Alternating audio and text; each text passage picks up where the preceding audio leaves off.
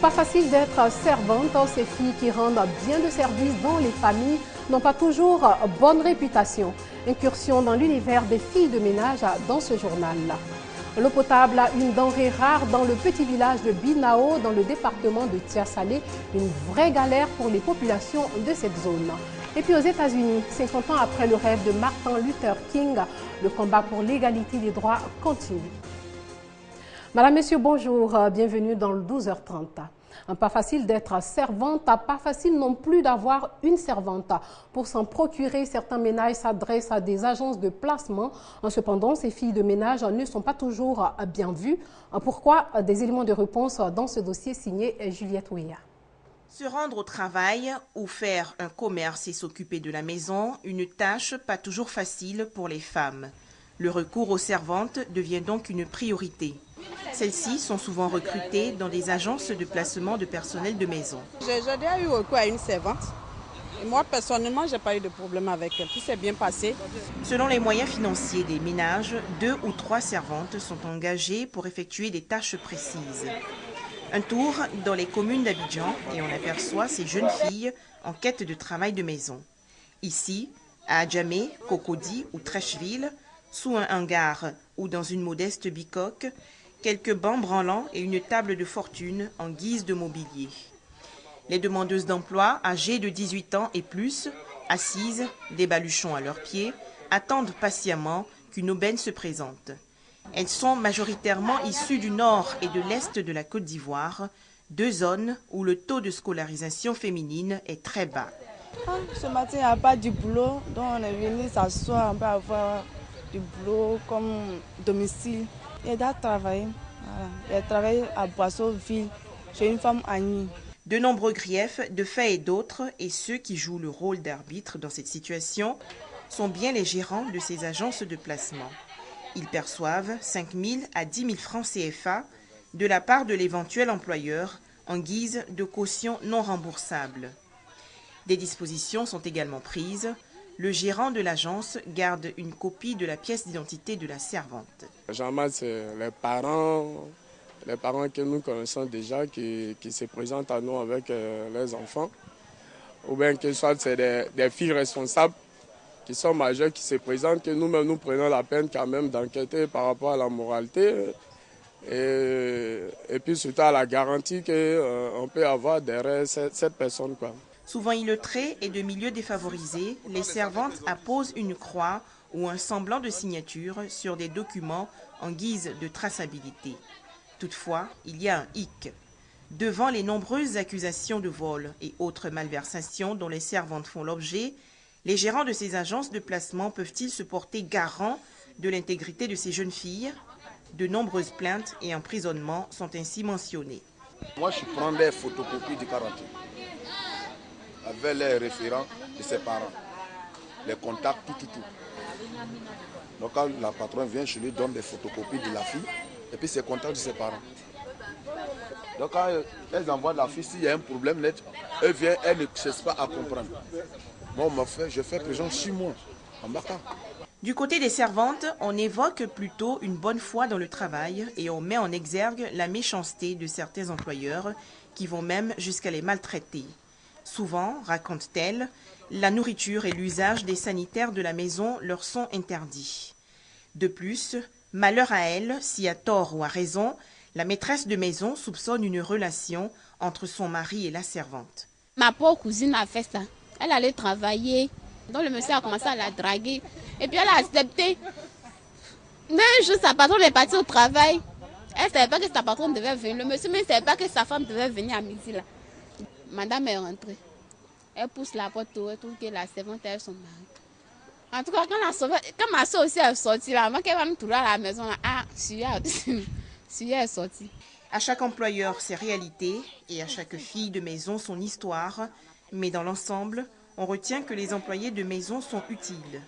Quand bien même le travail des filles de ménage est fortement critiqué, rien n'est entrepris par les autorités ivoiriennes pour assainir et mieux organiser ce secteur qui reste encore dans l'informel.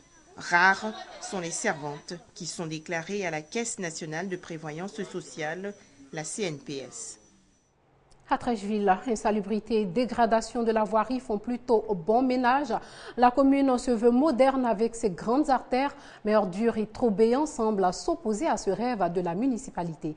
Hamza Diaby est à Trècheville dans le cadre de Couleurs Vacances. Trècheville, une commune qui se veut moderne, forte de ses artères balayées, numérotées et bitumées. À côté pourtant, une toute autre réalité. Des voies impraticables du fait des nids de poules, des crevasses ou alors le goudron qui fout le camp tout simplement. À chaque ruelle, il faut toujours croiser des trous comme ça. Et souvent quand ils font des travaux, ils ne remblent pas bien, ils ne ferment pas bien, donc les trous sont fréquents. Quand des trous de la taille de puits en pleine voie ne deviennent pas des poubelles pour pallier les coffres qui débordent, ce sont les rues qui sont transformées en véritables dépotoirs. Trècheville, c'est un bon quartier. Moi, je dis à la gens, ils ne peuvent pas avoir le courage même de rester à Trècheville. Pour ici, c'est flou là, c'est très important. Partir de cette commune qu'il a vu naître ou vivre avec les eaux usées, pour Pierre Kouao, le choix est vite fait, mais à quel prix? Ça fait au moins des années, nous sommes habitués à ça. Plein d'hommes sont malades à cause des eaux usées. Nous ne pouvons plus respirer.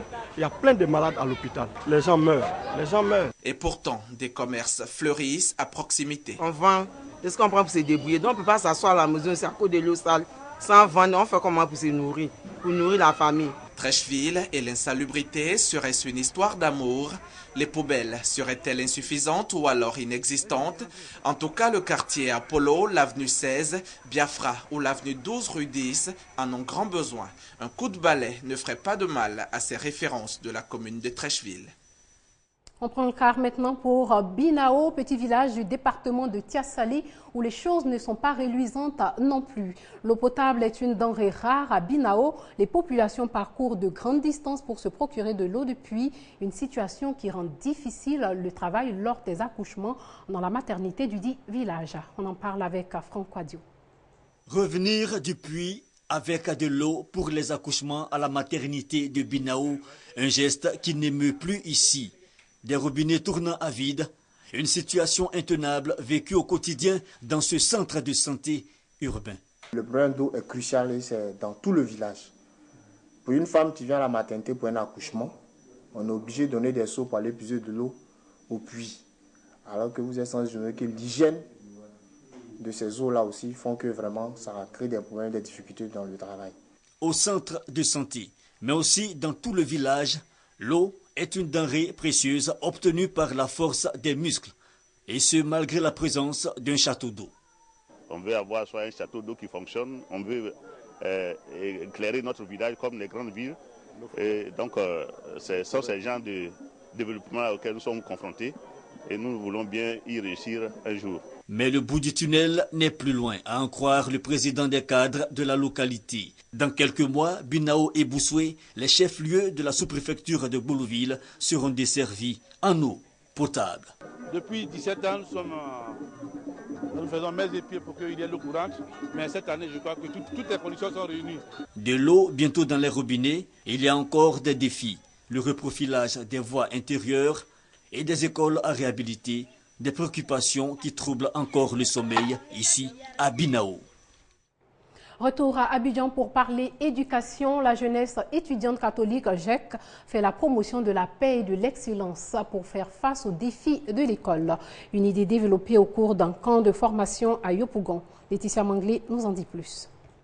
Le fait d'appartenir à une association m'a permis de m'affirmer en tant que leader dans la société dans laquelle je suis investi, m'a permis véritablement d'aborder des sujets sensibles de manière différente. Si l'on s'en tient à ces propos, les associations et mouvements de jeunes jouent un rôle capital dans le système éducatif. Les associations, puisqu'elles ont un statut, un règlement intérieur, elles élisent un bureau exécutif, tout cela ressemble à l'organisation de la vie normale et le fait d'apprendre à vivre selon les règles de l'association prépare à cette réalité sociale. Et pourtant, c'est bien souvent que l'on assiste à des déviations de leur part. Des déviations aux conséquences parfois lourdes. Pour les responsables de la jeunesse étudiante catholique, la GEC, un recadrage s'impose. Ces dernières années, l'école a été suffisamment perturbée. Du coup, les associations aussi ne pouvaient pas avoir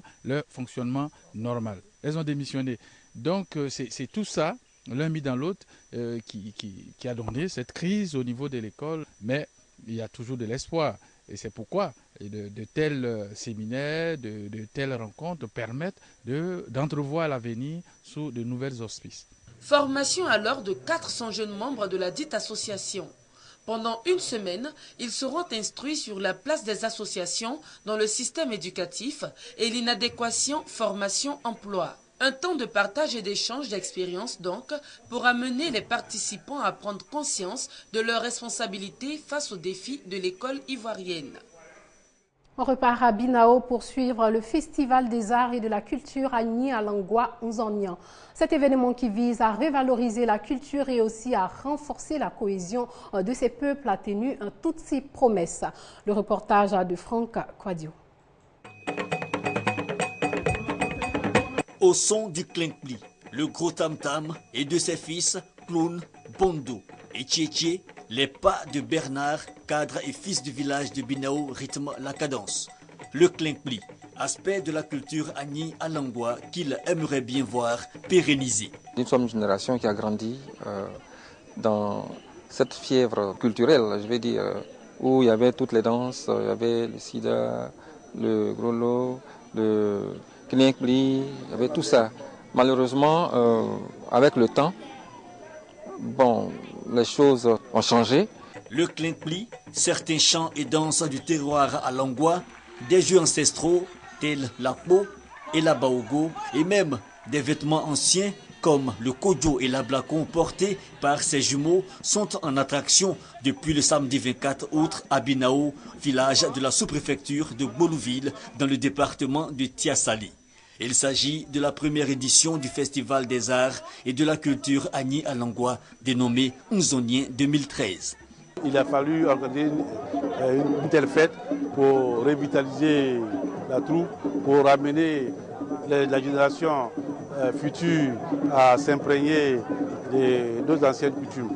L'idée est donc de mettre en lumière la culture Agni Alangwa, une population de près de 25 000 personnes dont les deux gros villages, Binao et Boussoué, pratiquement confondus, sont le chef-lieu de la sous-préfecture de Bolouville. Ça rentre dans la droite ligne de la politique du ministère, c'est-à-dire valoriser le patrimoine culturel, préserver les traditions populaires, et puis, dans l'ensemble, valoriser également les arts et cultures dans l'ensemble du territoire national. La culture, c'est ce qu'il y a d'essentiel pour une société. Et nous autres, en tant qu'autorité, nous devons accompagner cela en essayant d'apporter notre appui autant que possible. Fin du festival Nzonien le 31 août prochain. Sachez que les experts chargés par l'ONU d'enquêter sur l'éventuel usage d'armes chimiques en Syrie ont été aujourd'hui la cible de tireurs embusqués non identifiés, les forçant à suspendre leur mission à Damas. Et des signes forts montrent que la Syrie a utilisé des armes chimiques. Les puissances occidentales étudient des options militaires dans le pays.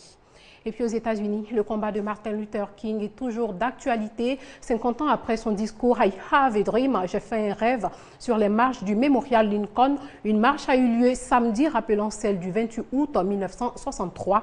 Ce sont plusieurs dizaines de milliers de personnes, en majorité des Noirs, qui se sont réunies à Washington pour honorer l'un des leaders du mouvement pour les droits civiques. 50 ans séparent ces deux images. 50 ans de lutte et de réforme pour concrétiser le rêve de Martin Luther King. Ce samedi à Washington, plusieurs dizaines de milliers d'Américains ont commémoré l'anniversaire du discours « Je fais un rêve », prononcé le 28 août 1963 par le plus célèbre des pasteurs noirs américains. Dans la foule, certains marchent peut-être sur leurs propres traces. J'étais un genou, j'avais 37 ans. Aujourd'hui, j'avais envie de voir comment les choses ont changé pour les autres durant ces 50 années. Beaucoup de choses ont changé, mais le combat n'est pas terminé. Sur les pancartes s'affichent les revendications de 2013. Fin des discriminations, réforme du marché de l'emploi, droit de vote pour tous. Nous devons raviver la guerre contre la pauvreté, nous pencher sur les dettes des étudiants, planifier la reconstruction urbaine. Aujourd'hui, la priorité, c'est de nous approprier les législations. La tâche n'est pas accomplie. Le voyage n'est pas achevé. Nous pouvons et nous devons en faire plus. En faire plus pour éviter d'autres affaires, Trayvon Martin. L'histoire de ce jeune Afro-Américain dont le meurtrier a été acquitté pour légitime défense a fait écho au discours de Martin Luther King. Le pasteur rêvait que ses enfants soient jugés sur leur caractère et non leur couleur de peau. Trayvon Martin était mon fils. Mais il n'était pas seulement mon fils, il est notre fils à tous et nous devons nous battre pour protéger nos enfants. Je n'ai pas d'enfant de son âge, mais j'ai élevé 2 fils et j'ai une petite fille. Et pour moi, ils devraient pouvoir marcher dans la rue sans être abattus. La régulation des armes à feu est l'un des fils rouges du second mandat de Barack Obama. Le président évoquera sans doute le sujet dans son discours de clôture des commémorations, mercredi prochain. C'est sur ces images que s'achève ce journal. Merci de l'avoir suivi. Vous aurez d'autres informations à 19h30.